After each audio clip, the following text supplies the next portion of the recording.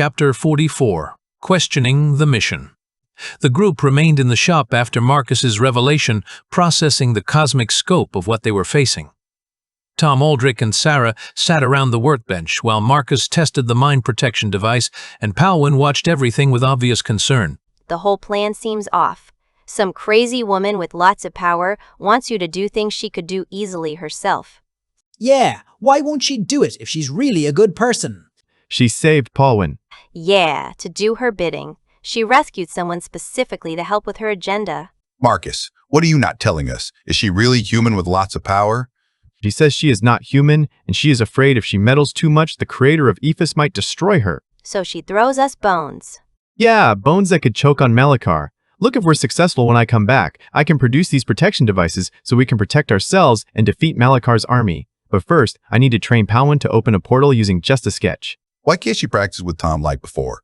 That sounds much harder than what she's done so far. See, it is. That's why I need time to work with her on techniques. Why is no one coming to the store today? They had been so occupied with their discussion that they hadn't noticed the morning's usual customer flow had disappeared. The murmur and quiet around the city had given way to people rushing toward the east side of Drakmor.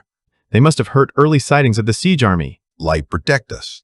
We are near the end, huh?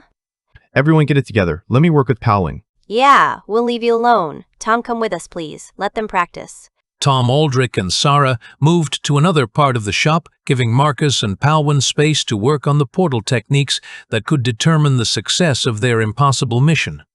Marcus spent the rest of that day practicing with Palwin until she was completely exhausted. He tried unconventional methods to help her open portals to locations she couldn't see using sketches, descriptions, and even asking her to visualize places based on detailed explanations. Close your eyes, Palwin. Picture your room now. Look at the drawings. You lived here. You can do it. Palwin focused intensely liquid black electricity beginning to swirl around her hands. A small portal opened, but it flickered and collapsed almost immediately. Good. You did it for a moment. Let's try again with something simpler. They practiced with increasingly complex scenarios. Marcus would describe locations in detail, sometimes places that actually existed in the academy or around the city, sometimes completely imaginary rooms. Palwin's ability to open portals improved gradually, but the strain was enormous. Portal there. She managed to open a portal about the size of a dinner plate, but when Marcus tried to look through it, he couldn't see anything on the other side. It's working, but I can't tell where it leads. We need portals big enough for people to travel through. Palwin tried to expand the portal, straining with obvious effort. The opening grew larger, big enough for Marcus to put his arm through, but she couldn't maintain it for long, and she collapsed on the floor. Rest now, Palwin. You did good. I am sure we can do it better tomorrow. But privately, Marcus was worried.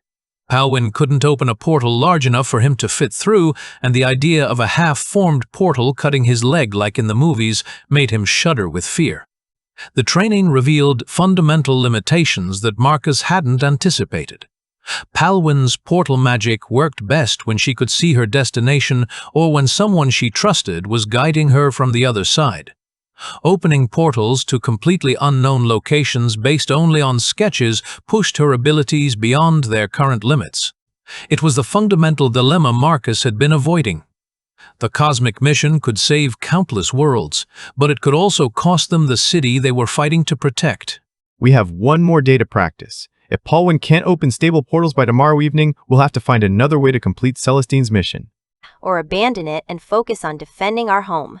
Marcus looked around at his chosen family people who had followed him through impossible challenges and trusted his judgment even when it seemed crazy. Let me sleep on it. Tomorrow we'll know if the portal approach is viable. As they prepared to close the shop for the day, Marcus felt the weight of leadership pressing down on him. Every decision could determine not just their survival, but the fate of countless innocent people across multiple worlds.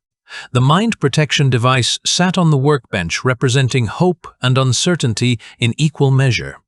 Tomorrow would determine whether cosmic responsibility was achievable or if they needed to accept more limited goals.